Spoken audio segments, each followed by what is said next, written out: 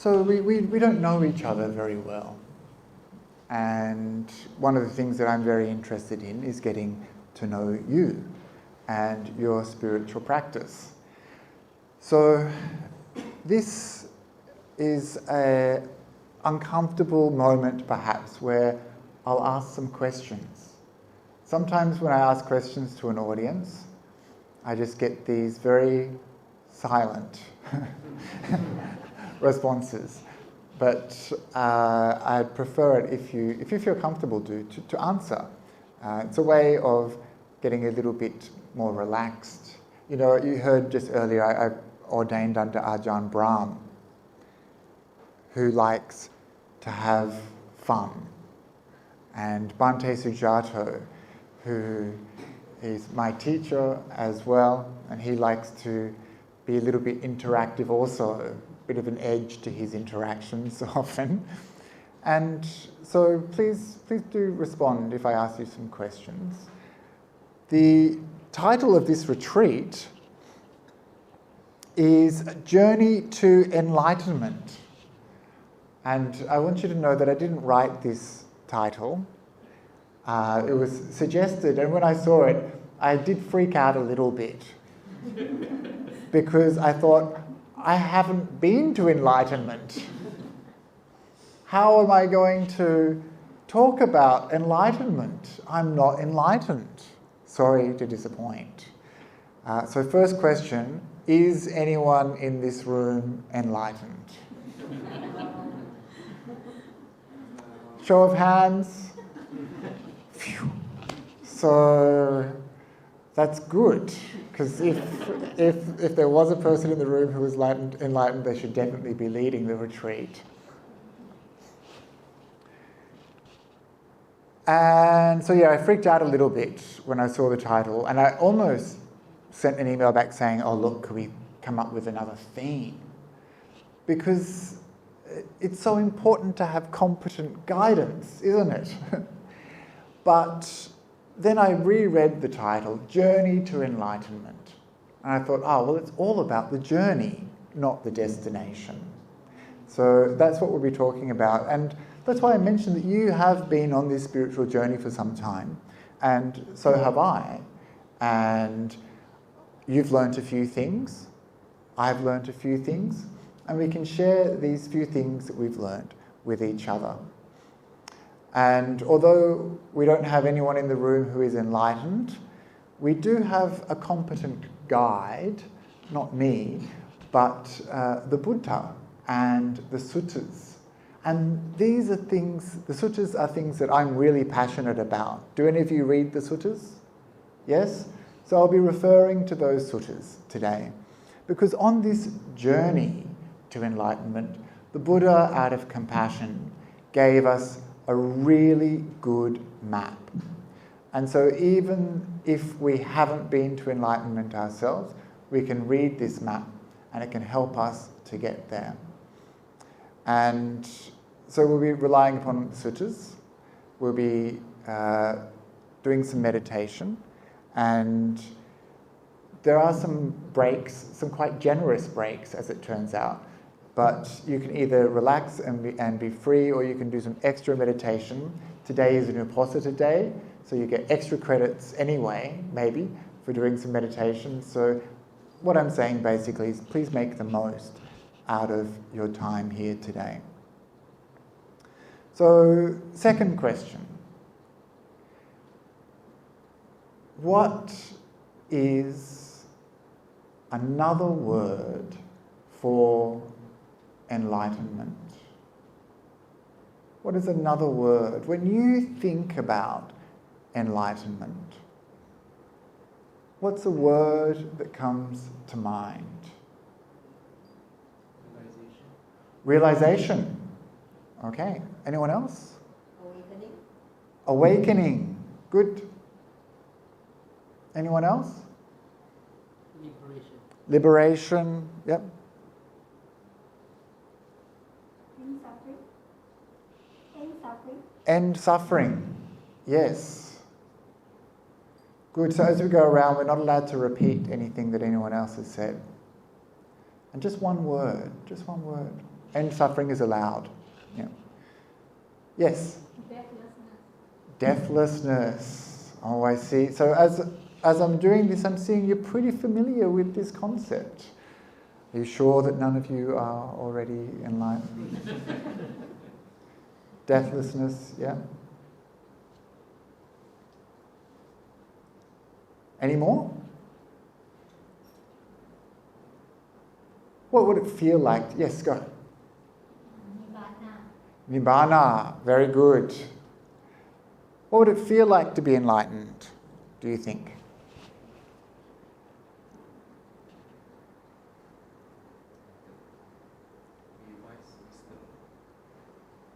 You'd have wisdom, yeah? Freedom.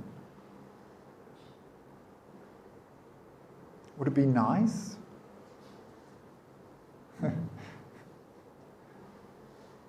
Would it feel good?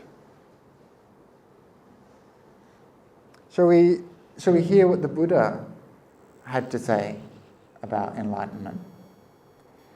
So the Buddha, as you know, he was never one to be lost for words.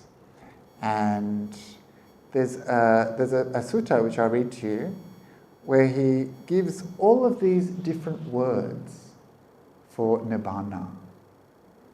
And he says, mendicants, so this is a gender-inclusive term for monks and nuns. So often you see, when you read the Buddha's words, you see he just says bhikkhus.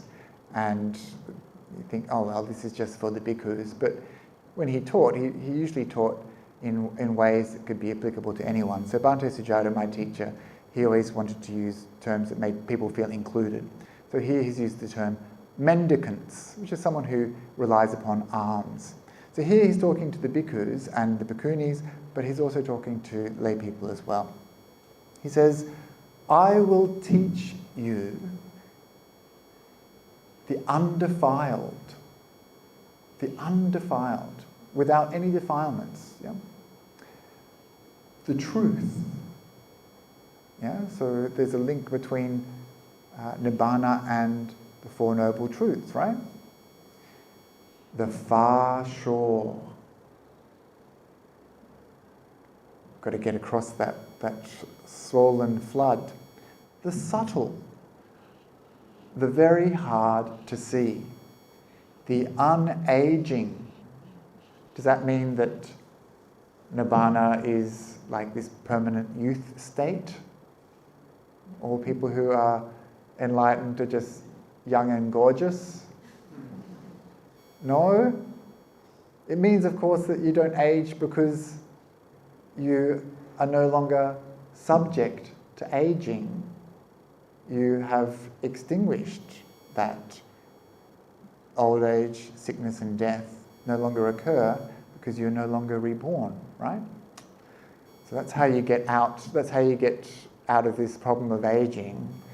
What is it? The not falling apart, the invisible, the unproliferated, and of course this is papancha, the apapancha. This is no more mental proliferations. And if you've ever sat meditation for a little while, you know what papancha is, right? It's kind of mental proliferation. The peaceful, santi, the deathless, the sublime, the state of grace, the sanctuary. Sanctuary from what? From suffering. The ending of craving. The incredible, we're only halfway through the list. The amazing, these are superlatives, right? The Buddha said that those who know say that Nibbana is the highest. This is from the Ovada Patimokkha. Nibbana paramang hitaya vandami Buddha. The Buddhas know that Nibbana is the highest. The highest what? Just the highest, right? That's what he says here. The incredible, the amazing, the untroubled, extinguishment, the unafflicted, dispassion, purity, freedom, not adhering. This is analio, not adhering. The island, the protection, the shelter, the refuge. So obviously there's many ways to talk about Nibbana. And when I was thinking about talking to you about, for this talk, I also got given this talk here. It says Enlightenment in the Buddhist context. That's why I'm talking about these things here. When I was thinking about how to talk about Nibbana and to make it useful, I was thinking, how can we get a taste of Nibbana? How can we get a sense of what it would be like? Sometimes the idea of Nibbana feels so far away. Am I right? Yeah? The idea that Nibbana is possible, sometimes we might have some doubt in our minds. Who here believes in Nibbana? Can I see some hands? Yeah, 1, 2, 3. Who isn't sure? Yeah, good. Yeah. And who doesn't think Nibbana is possible at all? And that's good, because if you'd come to a talk about journey to enlightenment, you didn't believe in the destination, it would be a bit strange. So it sometimes, especially if we've been practicing a long time, it can seem like Nibbana is this impossible thing that is just so far off, so far away from our daily experience. What's the point? Does it feel like that to some of you? And you think, whatever, like I'll do it in the next life, I'll keep, something will happen. Surely something will happen, right? Something will work out for me. Somehow something will make sense and it'll just be like that, right? And so this is a bit of a danger for us sometimes on the spiritual path, when the destination becomes so obscure, so distant, that we might stop walking towards it. So we have to reinvigorate our practice. And today I'm going to introduce a meditation theme to you, which I hope will help in that process. But for some of us who have been practicing a long time, it's very easy to forget just where we began, right? For me, I've been practicing Buddhism for 25 years, which I know compared to most of you is nothing. But I can see that I've made some progress. I know where I began. And this gives me some faith, some conviction that the path works. I know that my mind has improved. I know I've experienced some peace in my meditation, some stillness. I've seen the mind doing its thing, and I've learnt ways to have some control over that mind so that I suffer less. Have you seen similar things in your life, in your practice? Have you got a sense that you've had some improvement because of your spiritual practice? Yeah? Anyone gone the other way? No, you see? So that's good, right? So we can have some faith that there has been some transformation in our life. And this is very important to acknowledge, because when I talk to people who have been practicing a long time, they forget where they've come from, and they forget that the work that they've done has led them a really long way. Most of the time in Australia, I end up talking to non-Buddhists, people from secular backgrounds, mindfulness backgrounds, and people who have heard about Buddhism I call them the Buddhist. They're kind of not quite Buddhist, but maybe slightly interested. Often they don't have good knowledge about Buddhism. But when I talk to them, they don't believe in Nibbana. They don't necessarily practice any ethical conduct in line with the precepts. They're interested in meditation, and they think that meditation alone will get them there. And sometimes they'll tell me things like, oh yeah, I'm going to go on retreat for a couple of days, and I'm going to go get enlightened. And I read just recently, there's a liberation challenge happening this weekend. There's a liberation challenge happening this weekend, 2 days to get enlightened. And so when I talk to people who have no idea about Buddhism or no idea about what enlightenment is, the idea of enlightenment sounds really easy. I've even seen YouTube videos of people live streaming their enlightenment. Yeah? With millions of views. One of them was this young guy in America who was filming his enlightenment process and then walking down the street, filming himself, walking down the street, eating like a burger at the same time, talking about what it was like to be enlightened. So this is pretty crazy, right? But for him and for people who are watching this video, this idea of this enlightened being, that was it. And it was easy, right? You just did a few hours meditation, then you have a burger. And so there's a lot of misinformation about what enlightenment is. I don't think you are suffering from the same misapprehensions. In a way, we've got the other problem. We know it's not easy. We know just how difficult it is. And when I speak to seasoned practitioners like you, people will say, oh, no, I'm nowhere near enlightened. And so sometimes we can find that we give up a little bit on enlightenment because we understand just how difficult it is to get there. You sit down, you've been meditating for 20 years, right? You sit down, do a little bit of, it's like you've never meditated before.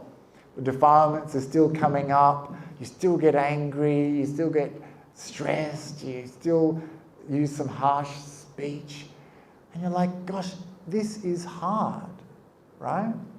But it's so wonderful, it's so good to know that you have these defilements.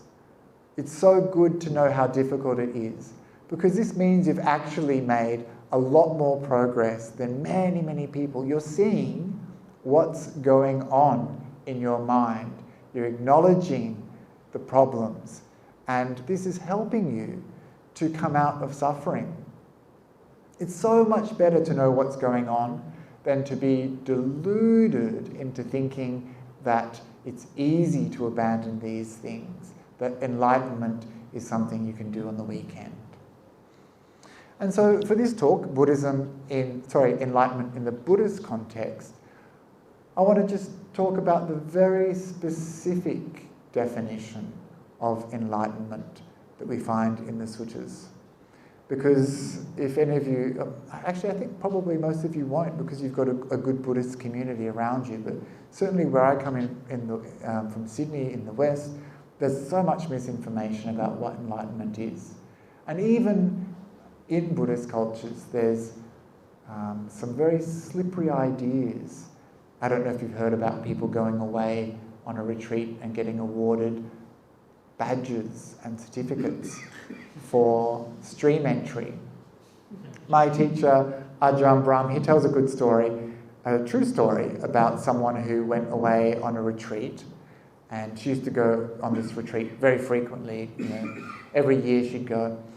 And at the end of the retreat, they hand out certificates according to the progress that you've made. And so one year she came back from the retreat very angry and quite disappointed. And her family said, "What's wrong?" And she said, "Well, I went to the retreat and they gave me a certificate." And they're like, what do you mean? And she's like, "Well, I'm a stream enterer. It says that I'm a stream enterer." And the family were like, "Well, that's great. Isn't that good?" And she's like, "No. Last year, I was a non-returner." So she'd been downgraded. And so even within our Buddhist community, the definition of what it means to be enlightened is sometimes a little bit chaotic, a little bit slippery, and maybe becoming somehow meaningless. There's an internet figure named Daniel he's written a book where he calls himself, Daniel Ingram, the Arahant. And when people kind of questioned him on this, he said, "Oh, well, look, that's your definition of Arahant. Here's mine." And so if you can just change the definition of what it means to be enlightened, then of course it's easy to be enlightened, isn't it? Yeah? You're enlightened if you can just sit for an hour in meditation, right? Why not? No. So the Buddha, when he talked about enlightenment, he was very, very specific. And so we should always look for the definition that the Buddha gave and always aspire to match our experience with his, because he is actually our guide. He is our teacher who's showing us this map, this path to enlightenment. And so, do any of you know what the definition of enlightenment is that the Buddha gave? Some of you kind of touched on it before.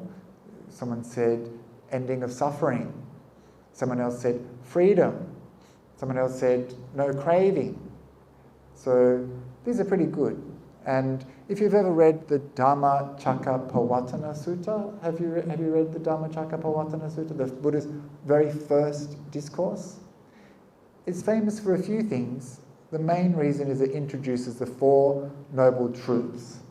And so I said before that there's a link between Nibbana and the Four Noble Truths. Who knows the Four Noble Truths? Anyone in this room? Yeah, I'm not going to ask, don't worry, it's not a test. I'm just asking if you're familiar.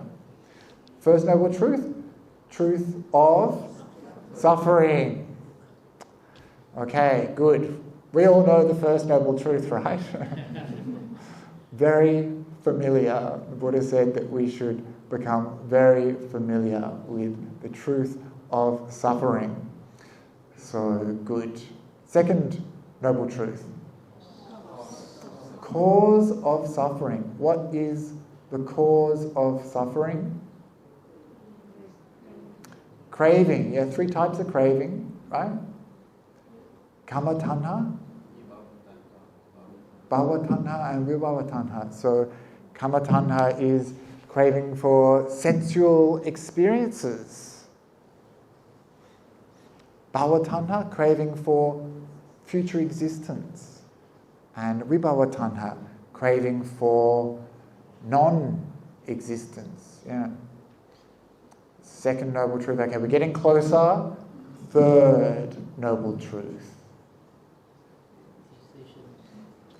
Cessation of suffering. So this is Nibbana, the truth that there is a cessation to suffering. And what is that truth of cessation?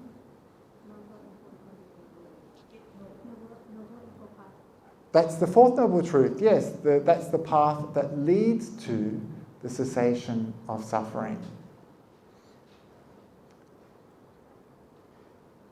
The third Noble Truth, yo tassa aseva, tanhaya,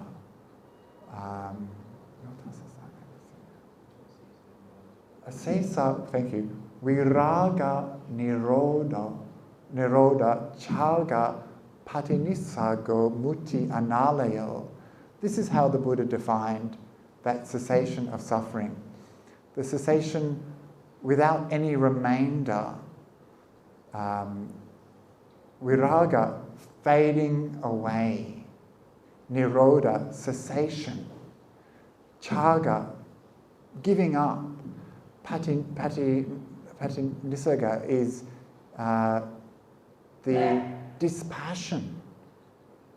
And muti analyo, the non-adhering. You're not getting stuck. You're not getting trapped anymore in samsara. So this is how the Buddha defined the cessation of suffering. Freedom. And that path that leads there is the Eightfold Noble Path. That path is the journey that we are on together is the journey that goes on the Eightfold Noble Path. And so this is the path, the Buddha said in the Dhammacakkappavattana Sutta, that will lead to the cessation of suffering. This is the way that we get there.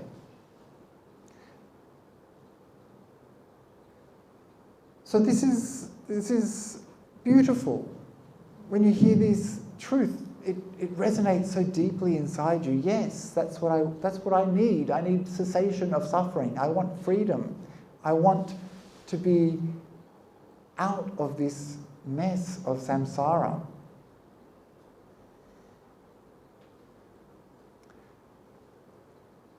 The trick for us is to have confidence that that is possible. In the Dhammacakkappavattana Sutta, Venerable Kondanya sees the truth of the Buddha's words. And he says, yes, I see. He says, everything that arises must cease. And so this was the first time that the Buddha's teaching had been penetrated by someone other than him. And it shows us, and it showed the Buddha as well, that it's possible for other people to understand these very deep, profound insights that the Buddha had. And so this is the first Arya Sangha member. This is Kondanya, who understood. And this is how I like to think about the way that we can understand, even in small ways. We can glimpse these truths. And we'll be practicing a meditation later. I hope it will help you, because it's helped me a lot actually in my own practice, and that's Upasamanussati, which is the recollection of stilling, the qualities of Nibbana. And it's where we get to focus on these qualities of cessation, of letting go, of freedom from attachments, so that we can fake it until we make it. We kind of get a sense of what would it feel like to be free of attachments? What does it feel like to let go? In this way we can start to familiarise the mind with these concepts. But anyway, we'll do that a bit later. So when Kondanya saw into the truth of these freedom from suffering and the cessation that he understood, it was the first opportunity for that Dharma to start to flourish in the world. And that is the rolling on of the Dharma that's continued ever since, all the way down till today. When I talk to people, the idea of Nibbana, as I said, seems so far away. The idea of the Arya Sangha is also something that people have difficulty getting confidence in. Do any of you know any enlightened people? No? Anyone you think might be enlightened? Yeah? No? We're left alone, aren't we? Right? Sometimes you hear about teachers who people think might be enlightened, then you meet them and you're like, you know what, I don't know. I'm not so sure. It's so difficult to know, right? It's really difficult to know. But we just chanted this recollection of the Sangha-Anusati, right? Where we talk about the enlightened beings. It's a really important part of our Buddhist practice, actually, this idea of Sangha. And we know that historically there are enlightened beings. And that, like Kondanya, like the Buddhist early disciples, the nuns, the monks, the lay women, the lay men, who were said to attain enlightenment. And then there's this kind of gap between what we read in the suttas, or there's these enlightened people, and then we look around our spiritual communities and we think, maybe not. Or maybe you see someone who has really beautiful qualities and you think, maybe. I do remember one story of a man who was going around his spiritual community telling people that he was enlightened. And the community were like, I don't know, is he? Like, he seems to think he is. And then a very smart monk said, ask his wife. And she said, what? Has he been going around telling people he's enlightened again? And so that was how it came to be known that no, unfortunately he wasn't. So we have this idea in Buddhism that we should try to find an enlightened being to help guide us, that they're the ones who will be able to do the guiding for us, because we need someone who has trodden the path to tell us how to get further along it. And in the Visuddhimagga, I think Buddhaghosa suggests, it's great if you can find, firstly, the Buddha. If you can't find the Buddha, then go for one of the Buddha's enlightened disciples, like first generation. If you can't find one of them, find someone who at least has stream entry. If you can't find one of them, find someone who maybe is on the path to stream entry. If you can't find one of them, just find someone who has better qualities than you.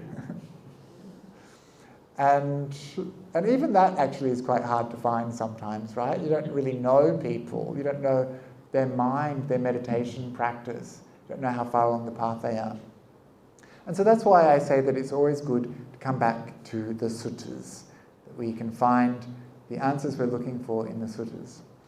And so when I was thinking about this talk, I was thinking about all the beautiful similes that the Buddha came up with to help us understand the idea of enlightenment. And each of these similes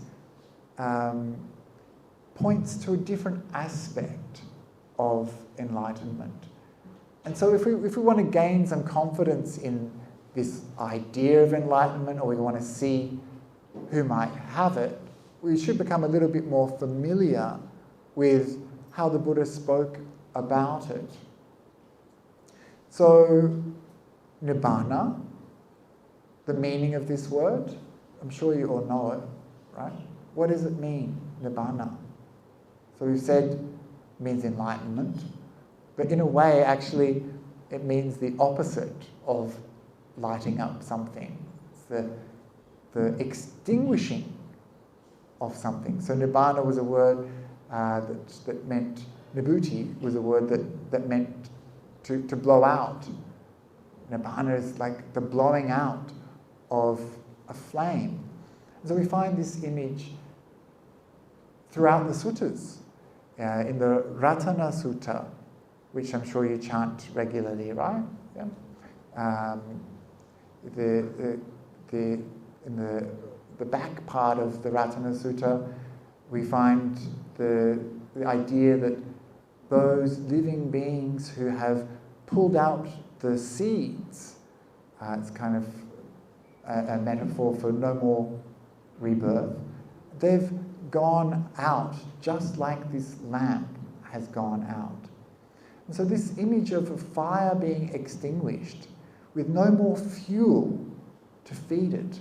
There's no more fuel left. That fuel, of course, is the defilements, the karma that has results. And when that is exhausted, there's no fuel for that flame to keep burning. And it goes out. And there's no trace. Sure, there's a little puff of smoke. But after that, there's no more light. There's no more possibility of that flame coming back. So it's that lamp going out, gone. So this is what Nibbana is, going out. Going out of what? So many people believe that Nibbana is a permanent state where you get to hang out. Maybe it's a little bit like heaven. I don't want to judge other people's spirituality, but I know that many Buddhists believe this, and there's different types of Buddhist schools, and that those Buddhist schools will talk about Nibbana in this way, that there's a permanent paradise that you can go to. So this is not how the Buddha talked about Nibbana in the suttas.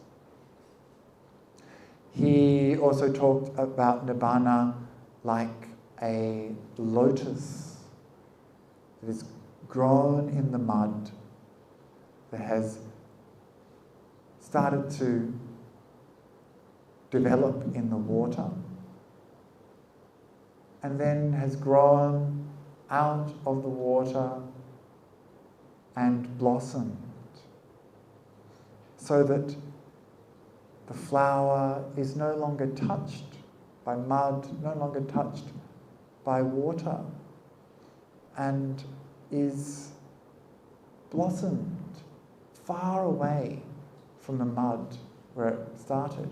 This is one of the most common images in Buddhism, right? We see this image everywhere. And so we see it so often, actually, sometimes it's easy to forget just how profound this beautiful image is. Growing out of the mud. And then these beautiful flowers, so pure and pristine, so far away from the mud. So, of course, this is a way the Buddha showed the difference between the impurity of the mud and the purity of that flower. That we can get out of the muck of samsara and we can purify our minds. And I know that when I look back over my own personal growth, the kind of mind that I had when I first began was very muddy. Very muddy indeed. And when I look back now, sure there's still some mud slinging around in my mind, but I know that there's been some purification, that I've had some growth. And I might still be under the water. I haven't yet popped out, still quite close to that muck, but I'm growing. And so this is something that we can all take encouragement from, that we are all growing towards the light. We're moving out of the mud.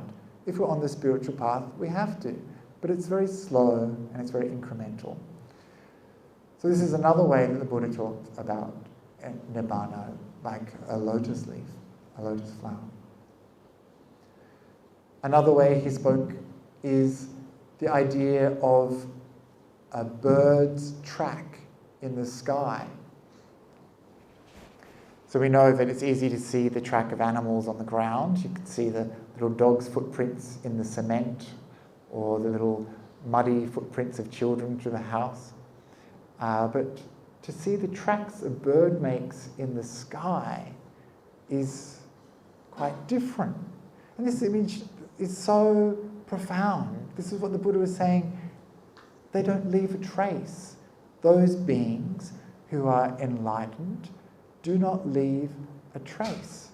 They're not producing any more karma that keeps them trapped in samsara. There's nothing that you can hold on to with these beings. They've abandoned the concept of self. They've let go of all of these defilements. They're free as a bird, and they don't leave something for us that is a defilement like those tracks or muddy footprints. So this free as a bird image is very beautiful. He said that it's like and this is quite a bit of a graphic warning on this one.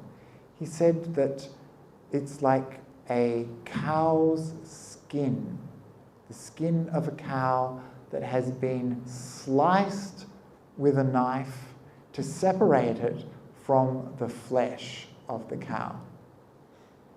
He asked the monks, "What do you think, monks, if you've sliced off the skin of the cow, do you think that you can just put it back on and it will be all okay again?"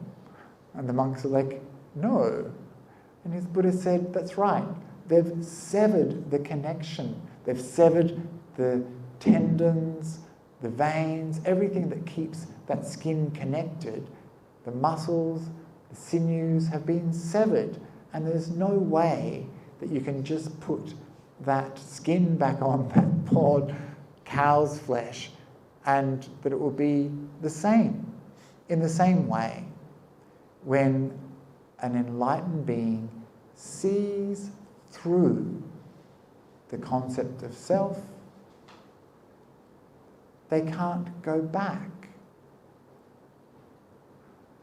And so this is what we are working towards as practitioners, this moment where we see something that radically transforms our understanding. And once seen, we can't go back. And for us, that is the concept of the first stage of enlightenment, which is stream entry. You've all heard of stream entry before? Yeah? You understand that there's paths and fruits to the stages of enlightenment. So the first stage is stream entry, and then next stage, once returner, yeah? Next stage, non-returner. Last stage, arahant. And so each of these stages successively drops more defilements, right?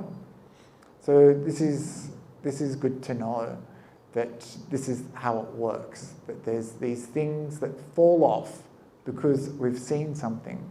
And in the stage of stream entry, do you know what is abandoned? The very first stage of stream entry, what is abandoned?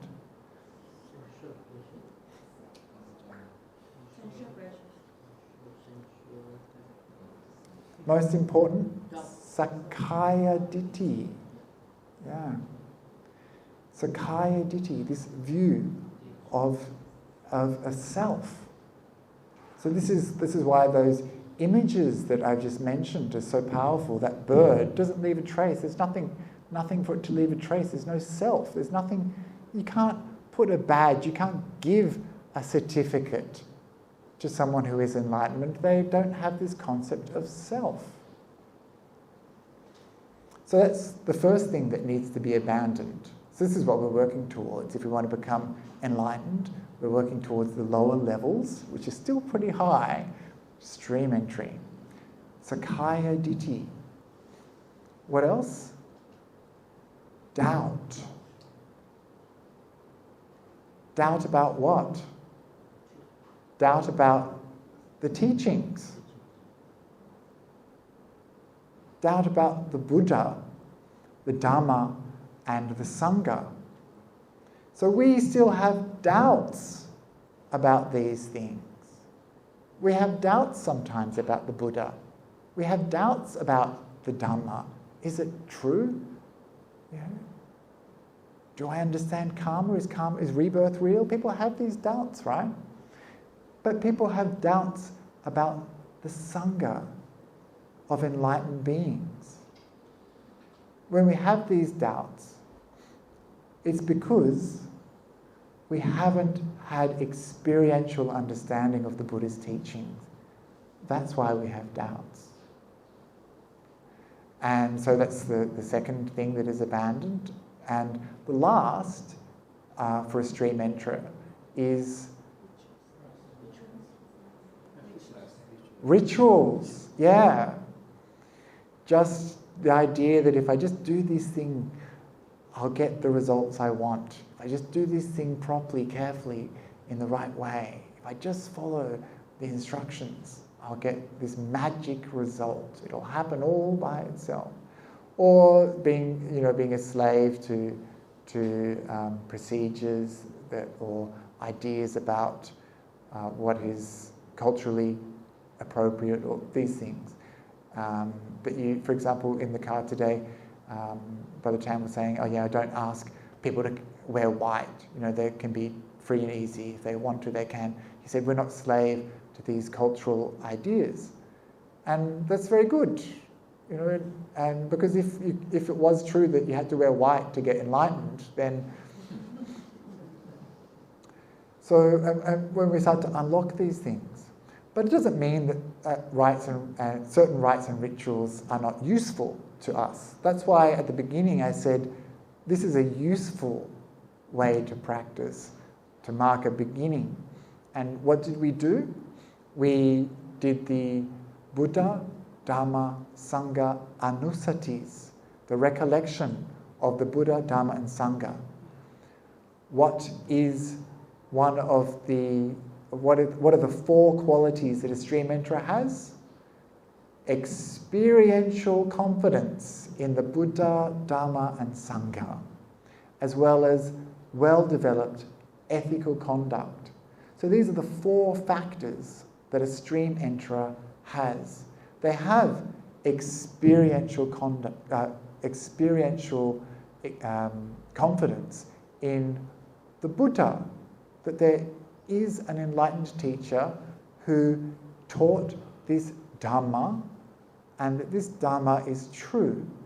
And a stream enterer knows that there exists an Arya Sangha because they've got experiential confidence, something that they have seen for themselves. And so we need to develop this confidence in the path. We need to develop faith. This is faith, saddha, faith. We need to develop it, but we need to develop it in a sensible and critical way. We don't just use blind faith and go, oh yeah, that teacher over there is enlightened. Oh yeah? Check it out first. We don't just think, oh yeah, if I do this thing, I'll get enlightened.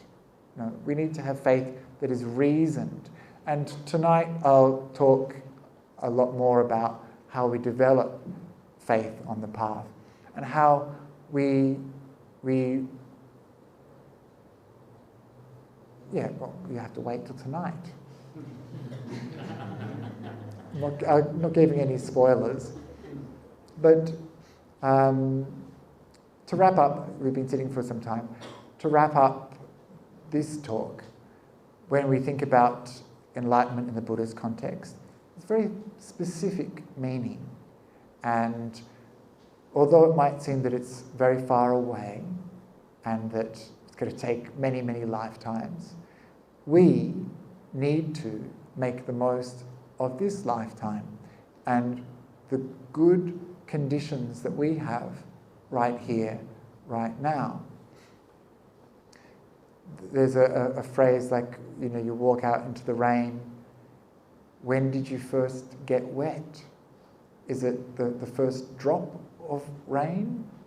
Or is it when you're saturated? When did you get wet when you walk out into the rain? Is it the first drop? Or is it when you've got enough drops that you're kind of saturated? And for us on the spiritual path, it's the same. Like, this journey to enlightenment, how are we going to get there? Is it one step is enough to help us move in the direction, or are we just going to wait until we're like, oh, everything is in place? No. What happens is it's gradual. And I'll talk more about that tonight. I don't want to talk about that now. This gradual process of enlightenment. So when I see that the Buddha says things like, this is a gradual path, I'm like, phew, thank goodness. However, the problem, looking around the room, the problem is we're running out of time. So, but that's okay. Our good actions will carry over into our next lives as well. But we shouldn't miss this opportunity.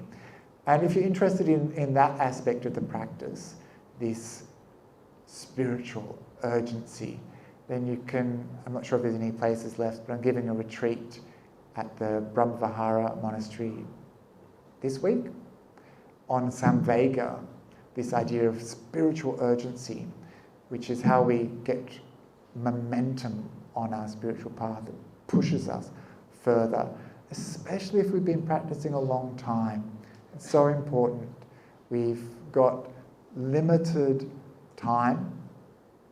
We need to maximize our potential for enlightenment. And so what we need to do is to keep practicing and keep developing confidence in the Buddha, Dhamma and Sangha, keep developing our wisdom, and become more reflective as Dhamma practitioners, so that the stuff that we do matters more. And I'll talk about that a little bit later. Does anyone have any questions before we take a short break?